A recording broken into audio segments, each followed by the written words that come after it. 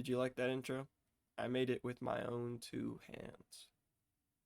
Anyway, now I feel like it's normal to assume that everyone has had a job in the food industry, even if it's just a small temp job, unless you got blessed with God's RNG and were born into an uber rich family where you never had to have a job like this, or a job at all for that matter. But just like working at any job, it has its ups and downs. The up is I get to work and barely scrape by, but I get free food for the day I work, so I don't have to worry about buying any. The down is I now have to deal with people no matter what. Me personally, I've never had a job outside of the food industry, but from how my friends that work retail make it seems like retail would be a cakewalk compared to working in a kitchen. Now, this could just be my big ego, or me simply refusing to believe that someone else's life is as hard as mine. I've been working since the ripe age of 14 when I was legally allowed to get a job and work. I started at a Dairy Queen that I stayed at for quite some time, and this is how I was introduced to the industry. As most 14-year-olds are when they first get their job, they thought they'd be able to get everything they ever wanted in the world, and would be incredibly disappointed when they got their first check, and then go and proceed to spend it on dumb, stupid shit. But eventually I would go and save my money for a computer. Now my parents made me put half of my money away from each check into my savings account for college, and as you can see, that's where this got me. But it was a good idea and a smart idea to save money, even if I didn't plan on going to college. The first big thing I got after like 4 paychecks and having to put half of my money away each time was a really shitty gaming laptop because I wanted to play games on a computer. Little did little kid me know that every gaming laptop is just a way for computer companies to launder money, and that every single gaming laptop is equivalent to the Chromebook at some point. But working in the food industry didn't only crush my hopes of owning a Lamborghini one day, but also crushed my hopes of the human race too. As working in the food industry made me realize how stupid we are as a human race, as most of my interactions would go something along the lines of this. Car pulls up. Hi, welcome to Dairy Queen, what can I get for you? Hey, I was wondering, what goes in the Oreo Blizzard? Oreos? Yeah, but does anything else come in it?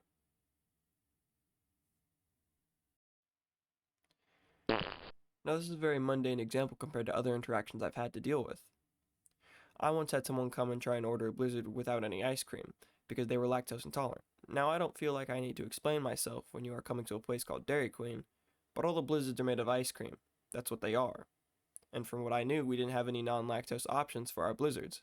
So I asked them if they just wanted candy because it's only like 50 cents for a small side of candy. But no, they insisted on a Blizzard with no ice cream.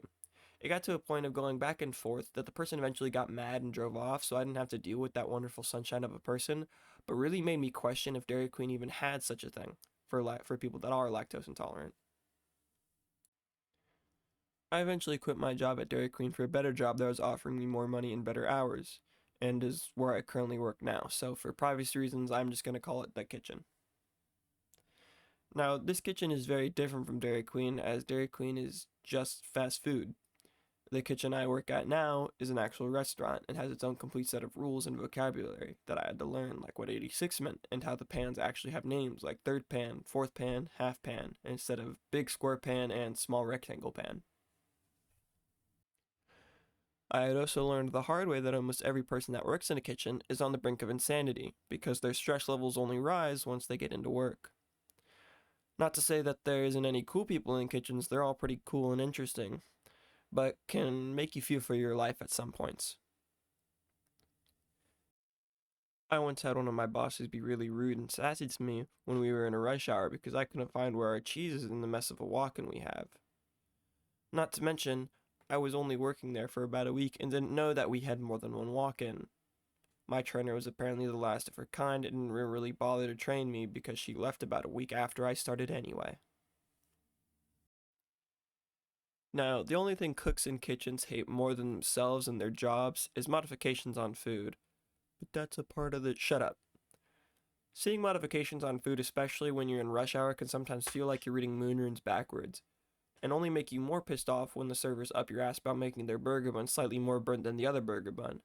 But they didn't know that you secretly burnt all of them because you were too busy reading the modifications they put on the ticket. It's also really hard in a rush hour when you run out of something and have to tell the server who just rang in for more of that thing that we don't have it anymore. It's almost the same feeling as telling a mother that she lost her son in the war. And for you, it's like a stake in the heart because now you have to go back and make four completely different things.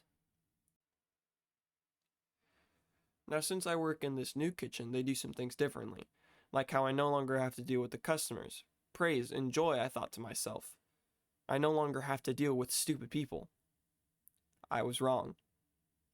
Now I just have to deal with them through the servers, and sometimes even the servers themselves are stupid. I once had one ring in our chicken sandwich, but they wanted it slightly pink. Now, I'm no Albert Einstein, but I feel like it's pretty universally known that you can't have chicken be pink and eat it. I mean, you can, but it isn't a smart idea, and legally, I don't think I'm allowed to serve raw chicken. But they insisted that I make them this chicken sandwich, and I had to repeatedly tell them and get my head chef boss to tell them that I cannot serve this. And only then did they understand. Faulty equipment is something that this kitchen has a bad problem with, as almost all our stuff breaks down or just stops working from time to time. I remember one of our busiest nights I've ever worked, it was just me and my manager on the line cooking for about 100 people. I've nicknamed my manager Jam for the video, but it's also what I call them.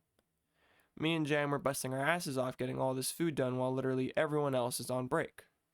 The entire place looks like a tornado went through it, and me and Jam are going hysterical. Something snapped in our brains that night to make everything seem funny, so we knew we were losing it.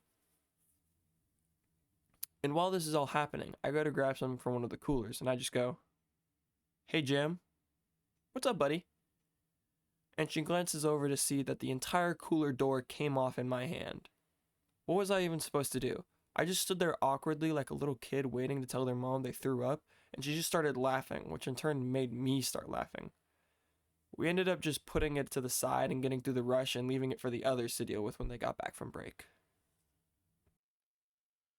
One thing they don't tell you though when you become a cook is that it basically makes it impossible for you to make your own food, as you make food at work, so when you get home it feels like the most tedious task known to man, and many would rather drag their ass across broken glass for a Popeye's chicken sandwich than make their own food. So be prepared to stop by your local Wendy's on your way home or DoorDash yourself something for the 6th time this week when you get home, because we all know you aren't making enough to pay rent this month, so you should at least spend it on something that will bring you some short-term happiness. But at least with this higher paying job, I was able to afford the computer little kid me could only dream about. And now I can also use the box as my apartment too. Hello, and thank you for anybody for watching this video. This one took me a little bit longer to make just because I had to draw so many drawings, but thank you for watching. Most of this is just kind of me joking around, so try not to take anything super seriously. I know some people are cooks and are perfectly fine with their jobs, and I know a lot of other people's jobs are harder. This is just my personal experience and how I personally feel, so try not to take any offense to any of the jokes I'm making about, my life being harder than everybody else's. It's not. It's really not. But it was just kind of funny to me. That's not to say it doesn't come with its own set of bullshit. But it's whatever. Thank you all for watching. If you like, leave a like and subscribe, please. And leave a comment if you have any questions or anything. Or if you want me to talk about something like I did with my last video. Also, thank you for everybody that supported my last video. My last video did really, really well. Really happy about that. And got a lot of new people here, so hello all the new people.